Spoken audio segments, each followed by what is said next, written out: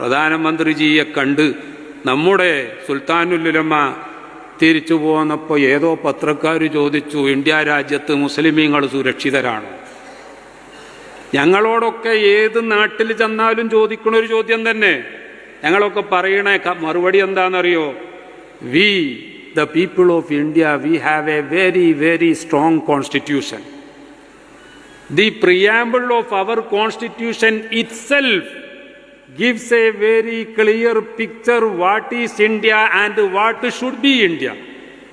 നമ്മുടെ ഇന്ത്യ രാജ്യത്തിൻ്റെ ഭരണഘടനയുടെ കോൺസ്റ്റിറ്റ്യൂഷൻ്റെ പ്രിയാമ്പിൾ, അതിൻ്റെ മുഖവുരയിൽ തന്നെ സെക്യുലറിസവും സോഷ്യലിസവും സോവറിൻറ്റിയും ഡെമോക്രസിയും റിപ്പബ്ലിക്കാണ് എന്നതും മാത്രമല്ല, ഇക്വാളിറ്റി, അതുപോലെ തന്നെ ഫ്രറ്റേണിറ്റി, അതുപോലെ തന്നെ നമ്മുടെ ഫ്രീഡം എല്ലാം പറഞ്ഞ് ഇവിടെ ജാതി മത വർഗ വർണ്ണ ദേശ ഭാഷ ലിംഗ വ്യത്യാസങ്ങൾ ഒന്നും തന്നെ ഇല്ല എന്ന് ഇത്രയും കൃത്യമായി പറഞ്ഞ ഒരു ഭരണഘടന വേറെ ലോകത്തെവിടെയില്ല.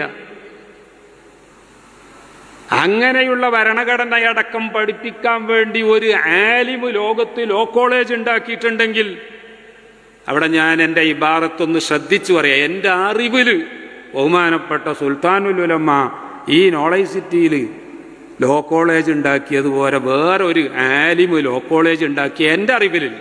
ഒരു പക്ഷേ വേറെ എവിടെയെങ്കിലും ഉണ്ടാകാം.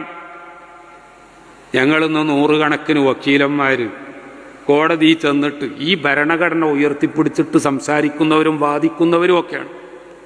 ഇതുകൊണ്ട് തന്നെ ഞങ്ങൾ ലോകത്തെവിടെ പോയാലും പറയും, നിങ്ങളെ രാജ്യം മുസ്ലിം രാജ്യമാണല്ലോ, നിങ്ങളെ ഭരണഘടനയിലുണ്ടോ എല്ലാ മതക്കാർക്കും ഇതുപോലത്തെ സ്വാതന്ത്ര്യം നൽകുന്ന ഒരു ഭരണഘടന? ആർക്കും കാണാൻ പറ്റൂല. അതുകൊണ്ടാ ബഹുമാനപ്പെട്ട കാന്തപുരം ഉസ്താദ് പറഞ്ഞത്, as long as our constitution is protected, Muslims are protected here എന്നാണ് അതിൻ്റെ അർത്ഥം. ഈ ഭരണഘടന ഉള്ള കാലത്തോളം മുസ്ലിമീങ്ങൾ സുരക്ഷിതർ തന്നെ. അതേസമയം ഭരണഘടന വരെ വില വെക്കാത്ത ആളുകളുണ്ട്. അത് എല്ലാ രാജ്യത്തും ഉണ്ട്.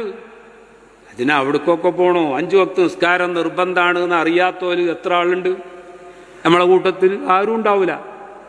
പക്ഷേ ഈ അറിവുള്ള എത്ര ആളുകളും നിസ്കരിക്കാത്തവരുണ്ട് എന്നുള്ളൊന്ന് കണക്കെടുത്ത് നോക്കി.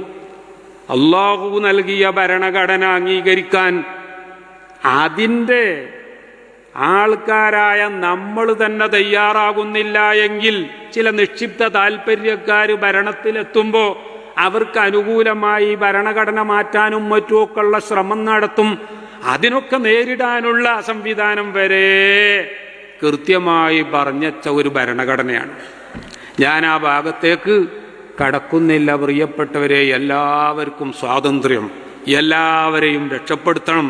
ഇപ്പം ഞാൻ പറഞ്ഞത് കാന്തപുരം ഉസ്താദിൻ്റെ അത്തരം പ്രസ്താവന വരെ വെച്ചുകൊണ്ട് ബഹുമാനപ്പെട്ടവരെ അറ്റാക്ക് ചെയ്യാൻ ഒരുങ്ങാണ്.